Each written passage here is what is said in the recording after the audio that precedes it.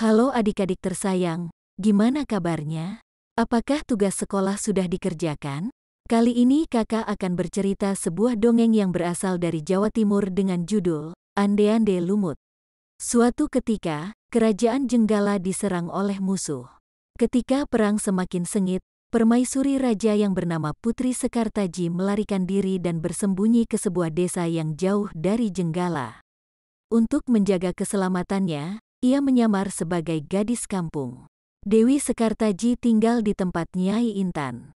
Nyai Intan adalah seorang wanita kaya yang mempunyai 3 orang putri, yaitu Kelenting Abang, Kelenting Ijo, dan Kelenting Biru. Oleh Nyai Intan, Dewi Sekartaji diangkat anak dan diberi nama Kelenting Kuning. Setelah keadaan di kerajaan Jenggala kembali tenang dan aman, sang pangeran mencari jejak istrinya. Ia pergi dan menyamai menjadi pangeran yang sedang mencari jodoh. Panji Asmarabangun menyamar dengan nama Ande-Ande Lumut, lalu membuat sayembara. Dalam waktu singkat, berita sayembara itu tersebar jauh hingga ke desa si Kelenting Kuning. Kelenting Abang, Ijo, dan Biru mendengar kabar sayembara itu. Mereka sangat senang dan ingin mengikuti sayembara itu. Kita harus berhias diri agar terlihat cantik dan memikat hati sang pangeran, kata Kelenting Abang. Benar sekali, kita akan memakai pakaian dan perhiasan yang paling bagus, kata Kelenting Ijo. Hai Kelenting Kuning, kamu tidak usah ikut sayembara ini. Kamu tidak pantas mendapatkan pangeran. Lebih baik kamu mencuci baju di sungai, perintah Kelenting Abang sinis. Ketika Kelenting Kuning sedang mencuci di sungai, tiba-tiba seekor burung bangau datang menghampirinya. Anehnya, burung itu bisa berbicara dan kedua kakinya menggenggam sebuah cambuk. Wahai Tuan Putri, pergilah ke desa Dadapan mengikuti sayembara itu. Di sana Tuan Putri akan bertemu dengan Panji Asmarabangun. Bawalah cambuk ini, siapa tahu nanti dibutuhkan, ujar sang bangau sambil meletakkan cambuk itu di atas batu. Burung bangau itu lalu terbang ke angkasa dan menghilang, sebelum Kelenting Kuning menjawabnya. Kemudian, Kelenting Kuning kembali ke rumah dan berangkat menuju desa Dadapan. Sementara itu, di tepi sungai Bengawan Solo, ketiga saudara dan ibu angkatnya bingung, karena harus menyeberangi sungai, tetapi tidak ada perahu. Bagaimana cara kita menyeberang, Bu? Tanya Kelenting Ijo dan saudarinya. Lalu, mereka melihat seekor kepiting raksasa. Kepiting itu adalah Yuyu Kangkang, utusan Ande-Ande Lumut. Dia diutus untuk menguji para peserta sayembara yang melewati sungai tersebut. Hai kepiting raksasa, maukah kamu membantu kami menyeberang sungai? Pinta Kelenting Abang. Yuyu Kangkang tertawa lebar, hahaha, aku akan membantu kalian, tapi ada syaratnya, kata dia. Apapun syaratmu, kami bersedia. Yang penting kami bisa menyeberang, jawab Kelenting Abang. Kalian harus menciumku, kata Yuyu Kangkang.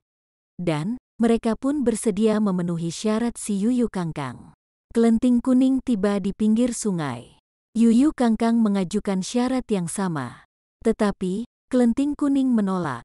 Dia tidak ingin mengkhianati suaminya. Berkali-kali Kelenting Kuning memohon, tetapi Yuyu Kangkang tetap menolak. Akhirnya, Kelenting Kuning memukulkan cambuknya ke sungai dan seketika itu air sungai Bengawan Solo surut. Melihat hal itu, Yuyu Kangkang ketakutan, dan segera menyeberangkan Kelenting Kuning, bahkan mengantarnya sampai desa Dadapan.